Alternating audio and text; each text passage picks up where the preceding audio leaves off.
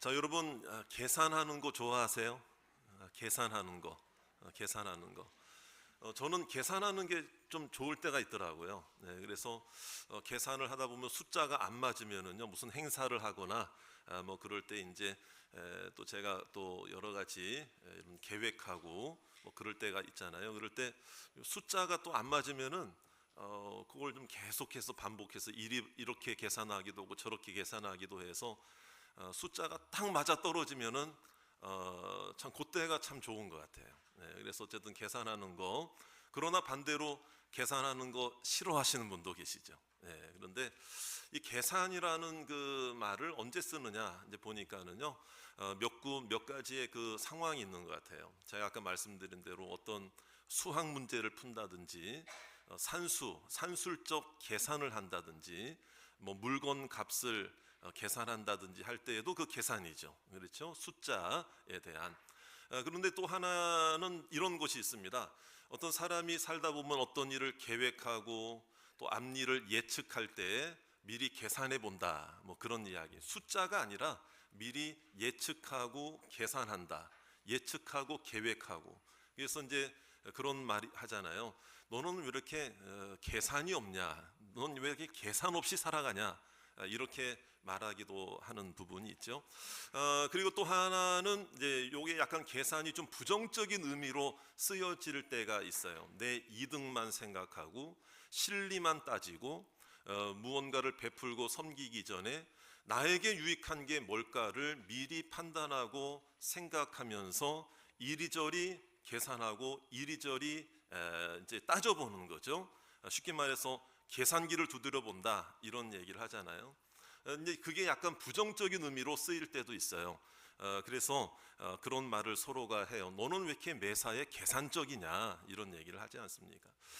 자, 여러분, 그 믿음으로 살아가는 우리 하나님의 백성들은 여러분 믿음을 앞세워야 할까요? 계산을 앞세워야 할까요?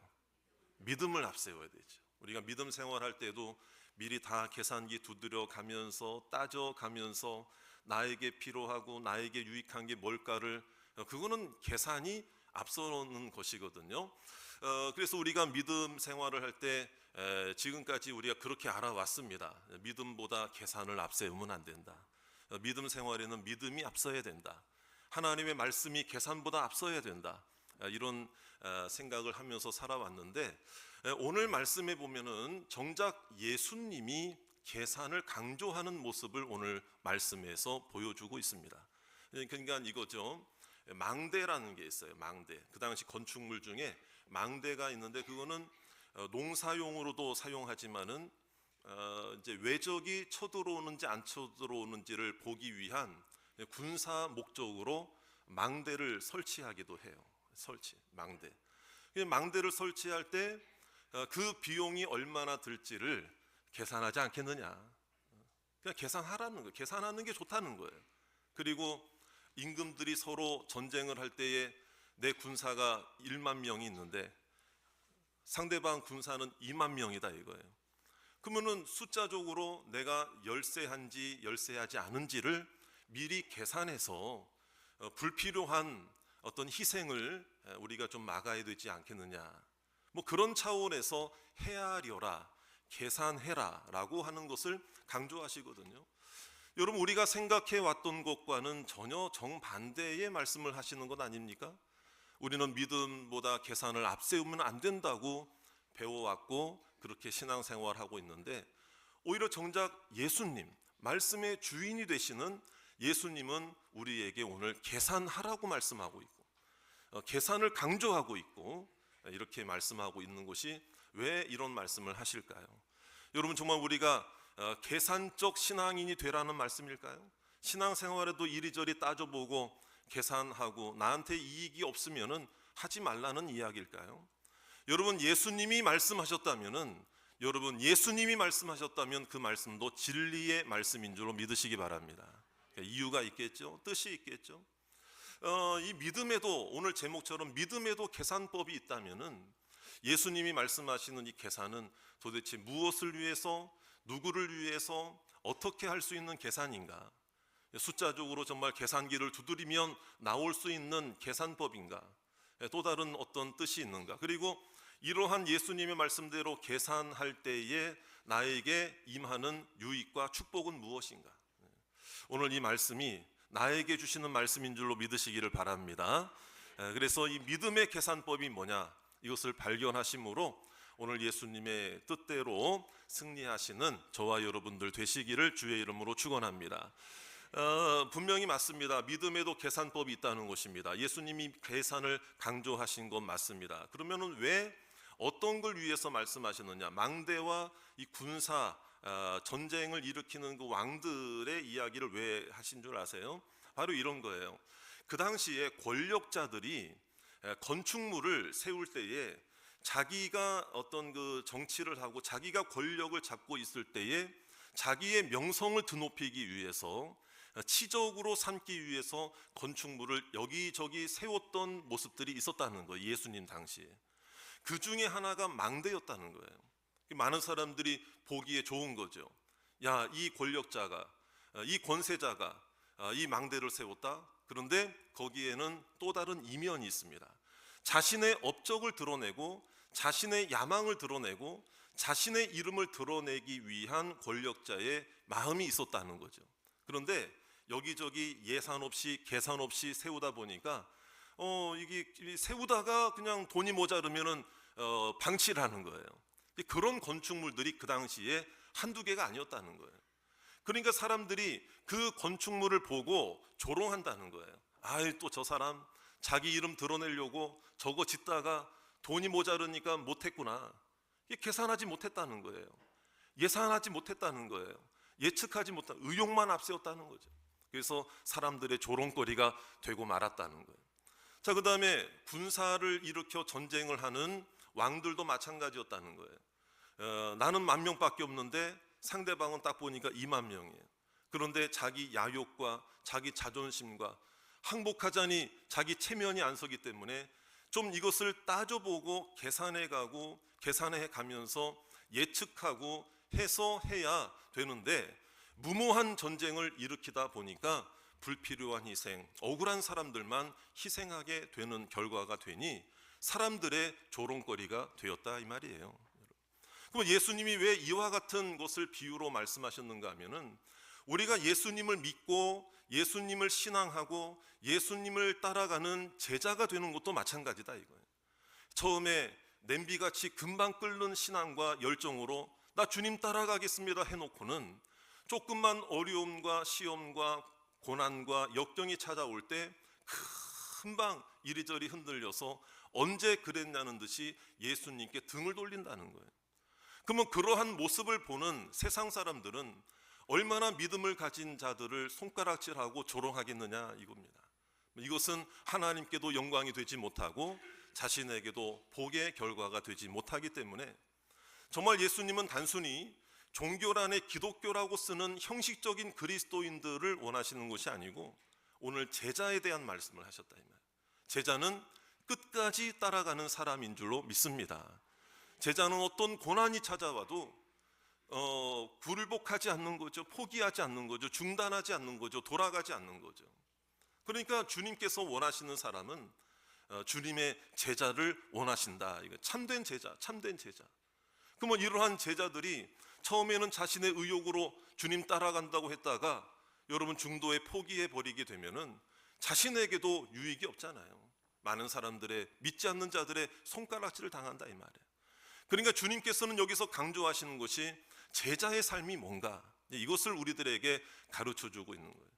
그러니까 오늘 이 자리에 함께 예배드리는 모든 성도님들도 나 이기적인 걸 계산하려고 계산하라는 얘기가 아니고 여러분 내가 주님을 따라가는 일이 내가 예수 그리스도를 나의 구주로 믿는다는 일이 예수님께 오늘 예배드리는 이 일이 얼마나 중요하고 얼마나 가치 있는 일인가를 계산하고 생각하고 헤아리고 감사하면서 하나님을 따라가는 저와 여러분들 참된 제자가 되시기를 주의 이름으로 축원합니다. 우리 한번 옆에 계신 분들 한번 우리 인사 겸 한번 해볼까요? 당신이 주의 제자입니다. 우리 한번 인사해보세요. 제자다, 제자. 예? 여러분 오늘 한번 여쭤볼게요. 몸만 나왔습니까? 마음도 나왔습니까? 마음도 이게 바로 제자의 모습입니다. 그러니까 하나님 나라에는 그 믿음의 계산법이 있다는 거예요. 세상의 계산법과는 다른 계산법이 있다. 이게 바로 오늘 말씀에 딱 나오는데요. 자, 26절을 보세요. 26절, 27절, 33절에 보면은 자, 자기 부모, 처자, 형제, 자매, 자기 목숨까지 미워해라 이거예요. 그래야 내 제자가 될 수 있다. 근데 참 너무한 말씀 아닙니까? 아니, 하나님은 가정을 소중히 여긴다면서. 여러분 부모님 버릴 수 있어요? 부모님 미워해요? 여러분 남편, 아내 미워하세요? 남편 미워하세요? 막 대답을 하시려고 그래 지금 여기서는. 내 자녀 막 미워요 여러분? 뭐 미울 때도 있죠. 미울 때도 있는데 그냥 내 자식이 아니려니 하고 그냥 그럴 때도 있죠. 자, 그런데 정말 그러면은 여러분 다시 한번, 여러분 내 목숨 여러분 미워하세요? 아니, 내 목숨을 얼마나 귀하게 여깁니까? 그러면 예수님 따라가는 일에 이렇게 말씀하신다는 거는 이 오해가 있다는 거예요. 여러분, 이게 말씀을요 항상 이게 단편적으로 단선으로 보시면 안 돼요. 자, 그리고 또 이 십자가를 지고 나를 따르는 자가 진정한 나의 제자다. 그러면서 이제 모든 소유를 버려라. 33절에 보세요. 모든 소유를 버려라. 그러면은 여러분들 또 당장 또 표정이 어두워지시는 것 같아요. 당장 집문서, 차문서 뭐 다 이제 내 은행 잔고 다 털어가지고 이제 교회에 헌금하라는 얘기인가? 그래야 주님의 제자가 될 수 있는가? 그냥 단선으로 생각하시면 안 된다. 여기에는 중요한 의미가 있습니다. 이거는 뭐냐면은요, 버리라는 게 아니에요. 미워하라는 얘기가 아니에요. 여러분 정말 미워하라 그러면은요, 자기 처까지도 미워하고 자식까지 남편도 미워하라 그러면은, 어저께 결혼식 올린 지 24시간도 안 되는 김성교 도사님 어떡하라는 얘기예요. 오늘 커피까지 쏘던데 보니까는요, 결혼 감사로. 이제 깨소금 나는데, 참기름 냄새 나는데 버려라, 미워해라, 이건 말이 안 돼. 여러분, 주님은 우리의 가정도 사랑하시는 줄로 믿습니다. 근데 여기서 말씀하시는 건 뭐냐면 우선순위의 문제라 이 말이에요. 우선순위. 그럼 우선순위라는 문제가 또 여기서도 단편적으로 생각해. 내 부모를 선택할 거냐, 주님을 선택할 거냐, 뭐 이런 식으로 또 막 이게 흑백 논리처럼 생각한다 이 말이에요. 이제 그 얘기가 아닙니다. 그 얘기가 아니고, 우선순위를 누구에게 둘 것인가에 대한 가장 중요한 기준은 뭐냐면은 누가 주권자인가라는 거예요. 누가 책임질 수 있는가에 대한 문제예요. 내 부모, 형제, 자녀, 내 아내와 내 남편이 아무리 나에게 소중한 존재이고 사랑하는 존재이지만은 그들이 나의 주권자가 될 수 있어요, 없어요? 나를 책임져 줄 수 있습니까? 내가 그들의 생명과 그들의 영혼을 책임져 줄 수 있습니까? 없죠. 여러분, 내 사랑하는 가족들의 영혼의 주권자, 인생의 주권자, 구원의 주권자는 오직 하나님 한 분밖에 없음을 믿으시기 바랍니다. 그래서 여기서 우선순위가 나오는 거예요. 하나님께 우선순위를 맡기고 하나님께 내 자녀들의 영혼, 부모의 영혼, 내 아내, 남편도 하나님께 맡길 때에 이게 우선순위잖아요. 하나님이 내 가족들도 책임져 주신다는 것입니다. 내 가족들의 주권자가 되신다는 것을 믿으시기 바랍니다. 이걸 우리들에게 보여주는 거예요. 우선순위의 문제. 가치를, 최상의 가치를 어디에다 두고 있느냐의 문제. 자, 그래서 예수님 잘 따라가는 제자와 같은 사람은 십자가를 지고 따라오래라는. 십자가, 지금이야 뭐 십자가가 액세서리잖아요. 뭐 반지도 하고 목걸이도 하고 뭐 코골이까지는 하시는 분 없고, 하여튼 뭐 다 해. 뭐 이렇게 다 이제 뭐 차에도 뭐 붙여놓기도 하고 다 해. 그러나 예수님 당시에는 십자가는 사형틀이었습니다.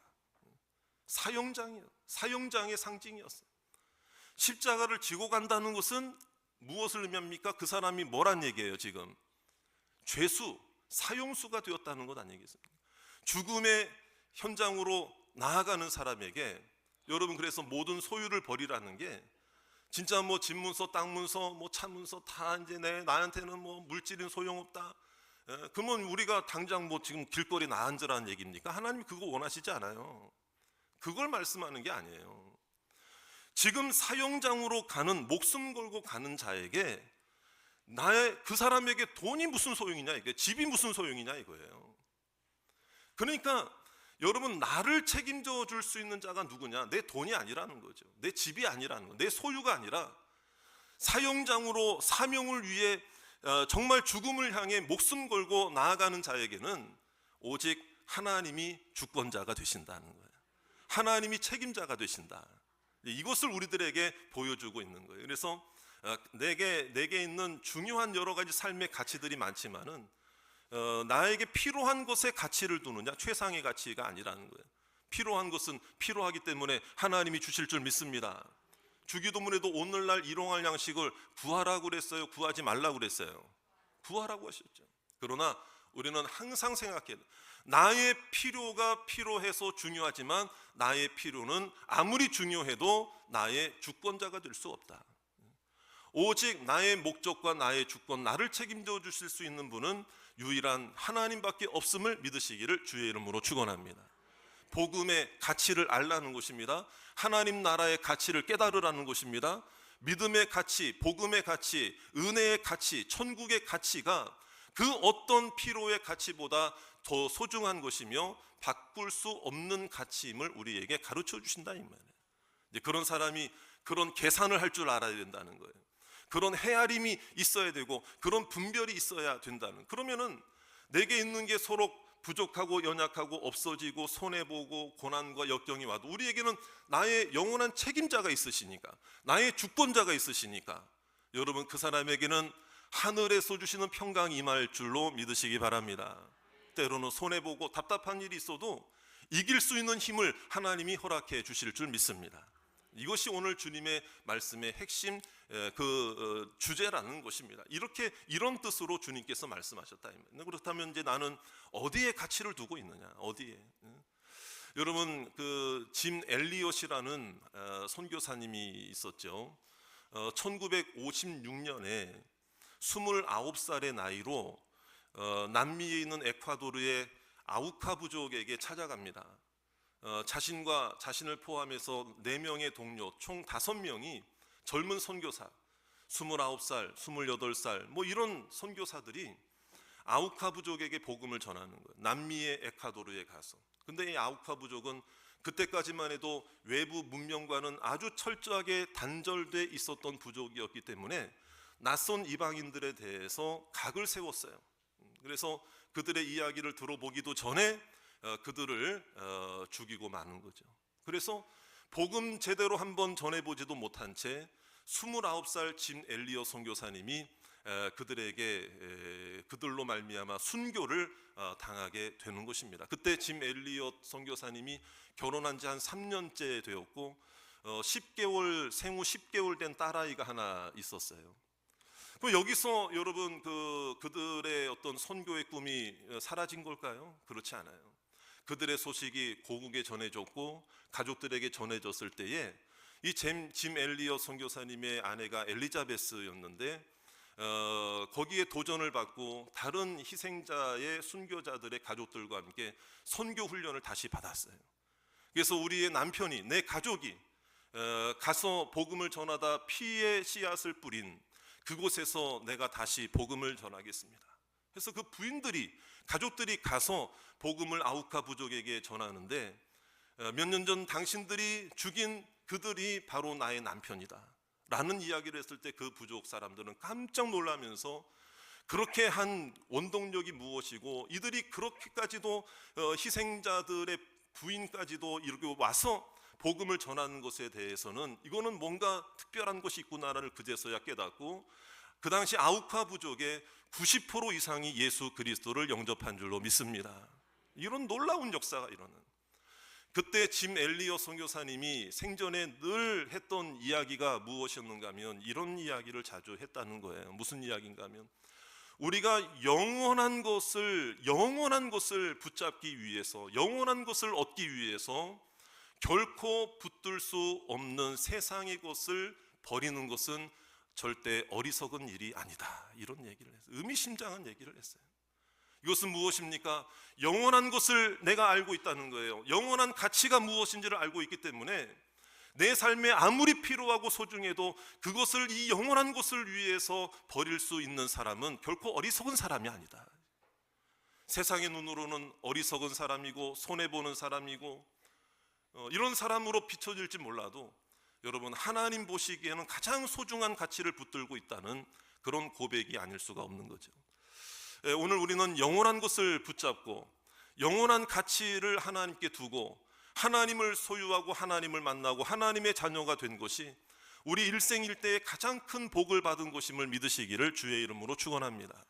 이제 그것을 우리가 안다 그러면은요, 한번 여쭤보겠습니다. 여러분, 아직도 내 눈에 보이는 현실의 문제에만 계산기를 두드리고 거기에는 계산이 아주 밝은데, 영원한 것, 하나님의 소유, 하나님의 나라, 천국 복음, 예수 그리스도의 복음을 전하는 일에 있어서는 과연 내가 얼마나 헤아리고 얼마나 헌신하려고 하고 얼마나 내가 나의 가치를 두려고 했는지를 한번 돌아보자.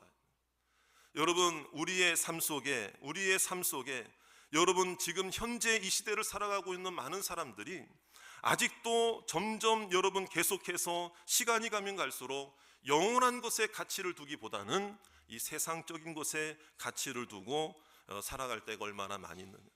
이거는 비단 지금만의 문제가 아니에요. 성경에도 그런 이야기가 나오잖아요. 여러분, 이삭의 두 아들, 쌍둥이 두 아들이 있었죠. 누구와 누구입니까? 에서와 야곱이죠. 쌍둥이 두 아들이에요. 에서가 장자입니다. 장자에게는 유산을 남겨줄 때에 적게는 2배, 많게는 4배까지 받을 수 있는 장자권이라는 게 주어집니다. 그런데 이 에서가 사냥을 하고 왔는데요, 너무 배가 고픈 거예요. 그때 이 야곱이 팥죽을 쓰고 있었어요. 그래서 이 야곱은 꾀가 많은 사람이에요. 그래서 에서가 그걸 보고 먹고 싶은 거죠. 한 그릇 다오. 근데 야곱이 꾀를 쓴 거예요. 형의 장자권을 나한테 팔면 이 팥죽을 한 그릇 주겠다. 근데 에서가 거기에서는 그걸 딱 절제를 했어야 되는데 이게 참 말이라고 그냥 쉽게 말할 수 있는 게 아닌 거죠. 그런데도 에서는 배고픈 그 참에 그냥 해버려서는 안 될 말을 한 거예요. 그래, 나 장자권 너한테 넘겨줄게. 팥죽 한 그릇 줘라. 이게 대수롭지 않게 여긴 거예요. 가장 영원하고 가장 소중하고 더 가치 있는 것을 대수롭지 않게 여기기 때문에 눈앞에 팥죽에만 정신이 팔린 거예요. 눈앞에 현실은 계산기를 두드리는데 영원한 가치를 모르는 거죠. 물론 야곱의 꽤 인간적 술수로 야곱은 그 장자권을 가지게 되었지만은 결국에는 하나님의 섭리 안에서 정말 장자권이 야곱에게 하나님께서 그 장자권을 옮겨 주신 줄로 믿으시기 바랍니다. 그러니까 우리가 하나님 앞에 아무리 힘들고 어려워도 우리의 말 한마디가 하나님 들으신다니까요. 우리의 생각을 하신다는 거 아니에요. 여러분, 오늘 우리가 드리는 이 예배 1시간이 주일날, 주일날 딱 하루 여러분 1시간 예배를 드린다 할지라도 오늘 우리가 영원한 가치를 잡고 붙들고 하나님께 예배하는 시간이 되기를 주의 이름으로 축원합니다. 여러분, 우선순위를 하나님께 두라고 해서 여러분 매일마다 다 교회 와서 24시간 있으면서 24시간 예배 드리란 얘기입니까? 그게 아니에요. 1시간을 예배 드려도 여러분 몸만 와 있는 것이 아니고 내 마음과 뜻과 정말 힘을 다해서 하나님, 내가 이 시간 1시간, 내가 일주일에 1시간 이 예배를 드리지만은 내가 하나님이 내 삶의 주인이십니다. 하나님께 내 삶을 맡기겠습니다. 이런 그 마음으로 여러분 현실적인 계산만 하고 예배하는 자들이 아니라 우리의 상급과 우리의 모든 가치, 우리의 모든 목적, 우리에게 허락해 주시는 보상과 은총이 저 천국에 있음을 믿고 하나님께 오늘 최선을 다해서 마음을 다해 예배하는 예배자들이 되시기를 주의 이름으로 축원합니다. 그래서 하나님께서는 그 제자가 되기 위하여 믿음의 계산법으로 하나님께 나아가는 자들을 하나님은 버리지 않으십니다. 힘들어도 고난 중에도 끝까지 붙들어 주실 줄 믿습니다.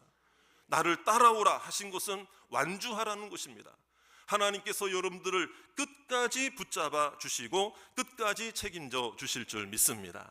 이것이 우리의 어떤 신앙의 완성이죠. 성화이죠. 여러분, 우리가 이 땅에서 80년, 90년, 100년 산다고 하지만은 하나님께서 이 땅에 몇십 년 되는 그 인생만 여러분 한 100년 정도만 나를 인도하시는 게 아니라 예수 그리스도를 믿고 하나님의 복음의 가치를 두고 믿음의 가치를 둔 자들은 여러분 영원히 인도하실 줄 믿습니다. 천국까지 인도하실 줄 믿습니다. 천국에서도 인도하실 줄 믿습니다. 그 사랑과 은혜, 보호, 이거는 놀라운 축복, 어느 곳과도 바꿀 수 없는, 중도에 포기하지 않게 하시고 그때그때마다 이길 힘을 허락해 주신다는 것입니다. 여러분 혹시 제가 그냥 여러분 생각나서 이것도 성령이 생각나게 하시는 걸 수도 있는데, 나 이제 교회 그만 나가야지, 오늘만 나가고 내가 안 나간다, 혹시 그런 마음으로 오신 분들이 있어도 오늘 그 마음이 바뀔 줄로 믿으시기 바랍니다. 중도에 포기하지 마세요. 하나님 의지하고 내가 예수님을 믿게 된 것은 우연이 아닙니다. 하나님의 뜻이 있고 목적이 있고 계획이 있는 줄로 믿으시기를 주의 이름으로 축원합니다. 그래서 소금 이야기를 그래서 예수님이 하신 거예요. 또 소금 돼야 된다. 끝까지 주님 따라오고 하나님께 최고의 가치를 둔 믿음의 계산법으로 따라오는 제자들이 이 세상에서 소금 역할을 한다 이거예요. 소금이 맛을 잃어버리면 무슨 소용이냐? 버리지 않겠느냐? 그러니까 우리가요, 이 소금의 가치가 이 세상의 놀라운 가치인 것처럼 여러분 주님께서 나를 소금처럼 사용해 주실 줄로 믿으시기 바라고요. 그럼 이거는 뭐냐면 소금은 필요한 거잖아요. 필요한 사람이 되어라는 것이고, 어디 가도 환영받는 사람이라는 것이고, 어디 가도 다른 사람에게 인정받는 사람이라는 얘기인데, 이걸 하나님과의 관계에서 생각해 보면은 여러분 하나님 나라에 꼭 필요한 분들이신 줄로 믿으시기 바라고요. 하나님이 기뻐하시는 분들이 되시기를 바랍니다. 하나님이 책임져 주시는 사람들이 되시기를 주의 이름으로 축원합니다.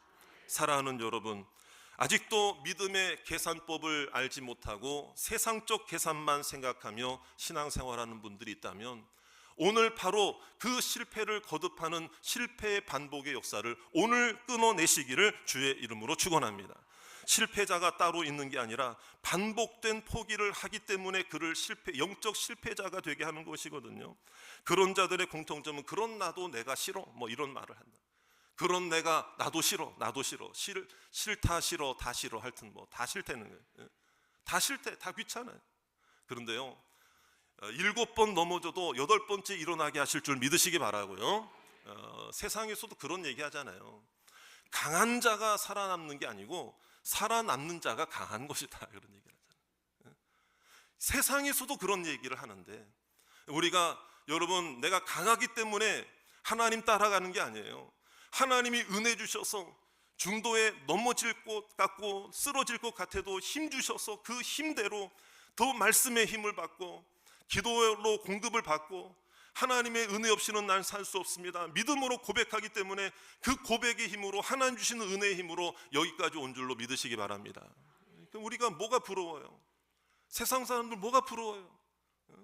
정말 주님이 내 삶을 인도하시는데 뭐가 부러워야 돼요? 그러니까 여러분 오늘 넘어지는 삶을 반복했어도 그게 너무 습관화되면 안 돼요. 그러니까 한 번은 일어나야 돼요. 일어나는 경험을 해야 돼요. 성공의 경험을 해야 돼요. 하나님의 축복의 경험을 해야 되는 거예요. 성공의 습관이 쌓여져야 되는 거예요. 오늘 이 예배가 성공하는 예배가 되기를 바라고, 오늘 이 시간이 하나님 만나는 시간이 되어서 우리가 올해 인사로 예배 전에 말씀 듣기 전에 하는 것처럼 다시 일어나는 우리 로뎀의 성도들이 되시기를 주의 이름으로 축원합니다. 한번 저를 따라 합시다. 다시 일어나겠습니다. 그렇죠. 다시 일어나는 거 참 힘들어요. 그런데 하나님이 이길 힘도 주실 줄 믿습니다.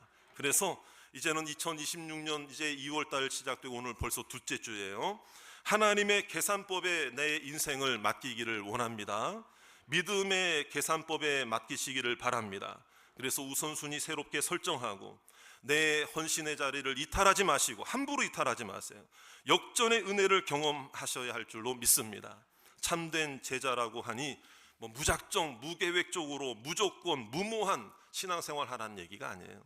여러분 주님 나라 바라보고 최고의 가치를 하나님께 두고 하나님이 일하시도록 나를 내려놓으면 하나님이 일해 주실 줄 믿습니다. 정말 우리가 지금까지 살아온 중에 가장 잘한 것이 있다면 예수 그리스도를 만난 것이고, 가장 복된 것이 있다면 주님을 섬기게 된 것 아니겠습니까?